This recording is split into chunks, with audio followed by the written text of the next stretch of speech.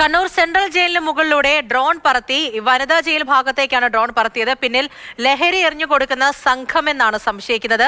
Felix വിവരങ്ങളുമായി ചേരുന്നുണ്ട്. Felix, ആരാണ് ഇത് ചെയ്തത്, എന്തായിരുന്നു ഉദ്ദേശം എന്നത് സംബന്ധിച്ച് വ്യക്തത വരുന്നുണ്ടോ?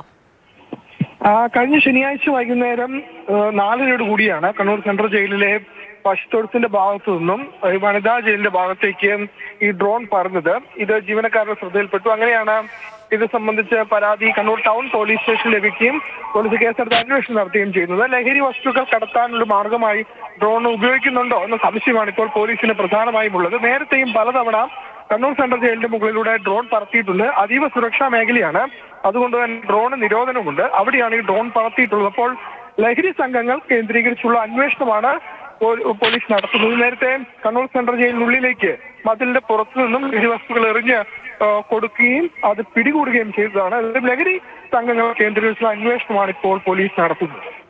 ശരി, ഫെലിക്സ് ആണ് കണ്ണൂരിൽ നിന്നും വിവരങ്ങൾ നൽകിയത്.